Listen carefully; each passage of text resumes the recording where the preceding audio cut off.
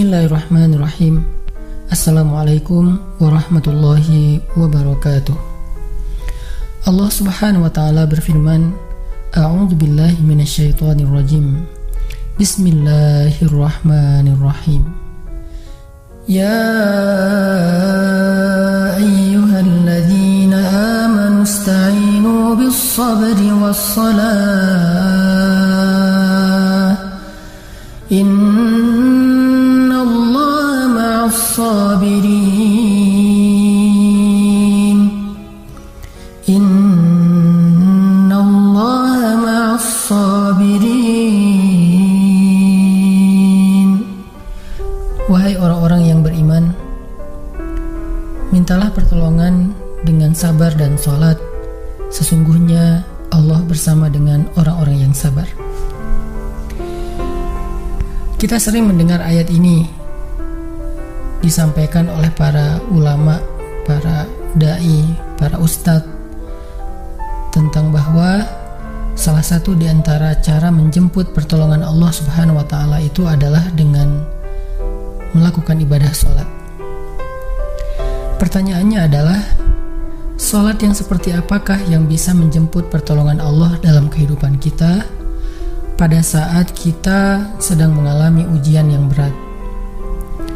Banyak orang yang bilang, saya sholat tapi kok hidup saya gini-gini aja. Banyak orang yang bilang, saya udah sholat tetapi kok doa saya belum diijabah. Saya udah sholat tapi kok masalah saya masih belum selesai. Saya udah sholat tetapi kok musibah saya terus beruntun, tidak pernah berhenti. Saya udah sholat tapi kok musibah terus terjadi dalam hidup saya. Sehingga teman-teman yang dirahmati Allah, kita perlu belajar sholat yang seperti apa yang bisa menjemput pertolongan Allah subhanahu wa ta'ala secara ajaib. Mari kita renungkan sebuah kisah yang pernah disampaikan oleh sahabat Anas bin Malik radhiyallahu an, bahwa dahulu di masa Nabi ada seorang laki-laki di kota Madinah yang melakukan perjalanan antara Syam ke Madinah untuk berdagang. Di tengah perjalanan, laki-laki ini dirampok oleh para perampok. Dia diberhentikan oleh seorang laki-laki, kemudian hartanya diambil, lalu setelahnya laki-laki itu menghunuskan pedang kepada orang ini. Pedagang ini mengatakan, wahai fulan, jika engkau menginginkan hartaku, ambillah, tapi biarkanlah aku melanjutkan perjalanan. Perampok itu mengatakan, adapun harta itu sudah menjadi milikku. Sekarang aku menginginkanmu, aku ingin membunuhmu. Merasa tidak punya pilihan, akhirnya pedagang ini mengatakan, wahai fulan, jika engkau ingin menyakitiku, membunuhku, maka lakukanlah. Tetapi sebelumnya, berilah aku kesempatan untuk melaksanakan sholat 2 rakaat. Lalu perampok ini mengatakan, ya sudah, kalau begitu, sholatlah, aku akan berikan engkau waktu sebentar.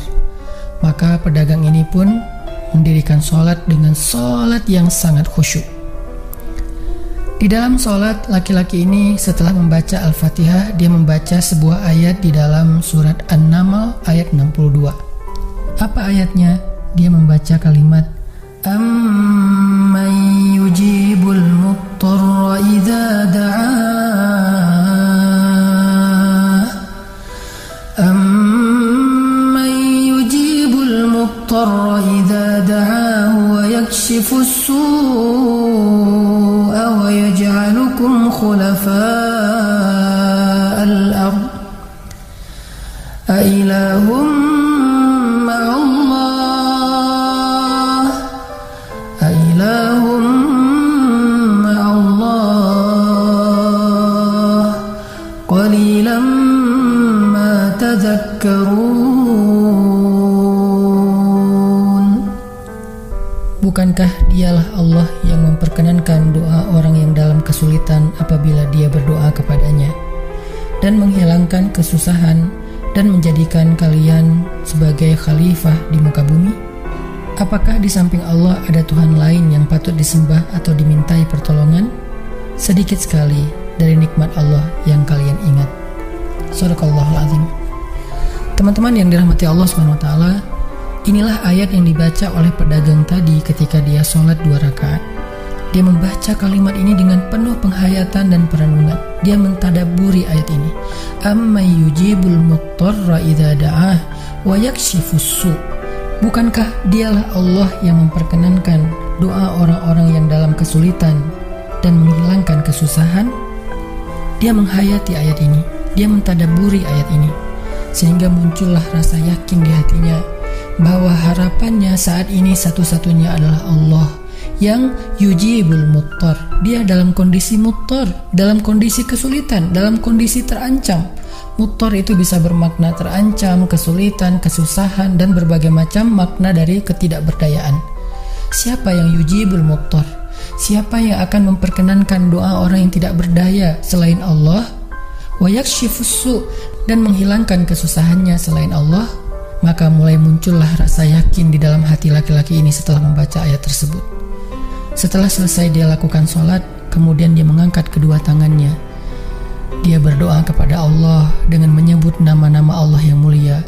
Ya Rabbi, wahai Tuhan yang maha pengasih, wahai Tuhan yang maha penyayang, wahai Tuhan yang memiliki arasy yang mulia, wahai Tuhan yang menampakkan makhluk, wahai Tuhan yang maha mengembalikan, wahai Tuhan yang maha melaksanakan apa yang Dia kehendaki.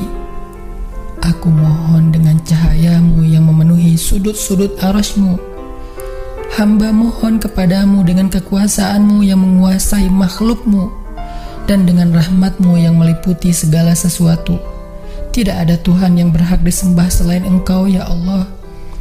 Wahai Tuhan yang maha penolong, tolonglah aku. Laki-laki ini berdoa meminta kepada Allah dengan menyebut kebesaran Allah di arasy, menyebut cahaya-cahaya yang dimiliki oleh Allah yang meliputi arasy-Nya yang mulia. Tiba-tiba setelah selesai berdoa, muncullah seorang laki-laki dengan pakaian hijau bercahaya. Dia mengendarai seekor kuda berwarna abu. Dia mengeluarkan pedang. Lalu perampok tadi mencoba untuk menyerang laki-laki berkuda itu. Tetapi laki-laki berkuda itu menendang dengan kudanya sehingga perampok ini terhempas, terjatuh. Kemudian laki-laki tersebut membunuh perampok itu seketika. Kemudian pedagang itu bertanya, "Siapakah Tuan?" Lalu penunggang kuda itu menjawab, "Ketahuilah, saya adalah malaikat yang turun dari langit ketiga. Ketika kamu berdoa kepada Allah kali yang pertama, kami para malaikat mendengar suara gemerincing dari pintu-pintu langit. Sehingga para malaikat bertanya-tanya, apa yang sedang terjadi? Tiba-tiba muncullah doamu yang kedua, hingga pintu-pintu langit terbuka dan nampaklah cahaya yang sangat benderang. Dan di doamu yang ketiga, datanglah malaikat Jibril kepada kami seraya berseru, siapakah di antara kalian wahai para malaikat yang mau menolong hamba Allah itu? Lalu aku memohon kepada Allah agar Ia mengizinkanku melaksanakan tugas ini. Wahai hamba Allah, ketahuilah, barang siapa yang berdoa dengan doa yang engkau baca tadi ketika dalam kesedihan, penderitaan, dan dalam keadaan sedang susah, maka Allah akan melepaskannya dari kesedihan dan akan menolongnya." Teman-teman yang dirahmati Allah Subhanahu wa Ta'ala, itulah salah satu kisah tentang keajaiban sholat seorang pedagang yang dengan sholat itu Allah Subhanahu wa Ta'ala mendatangkan pertolongan yang luar biasa dalam masalahnya. Pertanyaannya adalah, apa rahasia sholat pedagang itu sehingga Allah mendatangkan malaikat khusus yang menunggang kuda berwarna abu, lalu malaikat ini membunuh perampok yang ingin mencelakai pedagang itu? Salah satu rahasia dari sholat pedagang itu, kata para ulama, adalah dia melakukan ibadah sholat dengan ihsan. Seperti yang dikatakan Nabi tentang bab ihsan, an ta'budallah ka'annaka tarah fa in lam takun tarah fa innahu yarak. Ketika engkau beribadah kepada Allah, seolah-olah engkau melihat Allah. Jika engkau tidak bisa melihat Allah, maka yakinlah Allah melihatmu. Di sini Nabi mengajarkan kepada kita tentang sholat yang terkoneksi langsung dengan Allah Subhanahu wa Ta'ala. terkoneksi dalam yakin dan iman sampai seolah-olah kita melihat Allah. Artinya ketika kita bisa sholat seolah-olah kita melihat Allah, lalu dengan kondisi seperti itu kita meminta pertolongan Allah dengan penuh keyakinan, itulah sholat yang mendatangkan pertolongan Allah. Atau kalau kita nggak bisa membayangkan bahwa kita melihat Allah karena itu memang sulit, maka yakinlah Allah melihat kita dan itu pasti. Artinya bahwa Allah itu pasti mendengar kita, melihat kita, dan sedang menunggu apa yang kita butuhkan.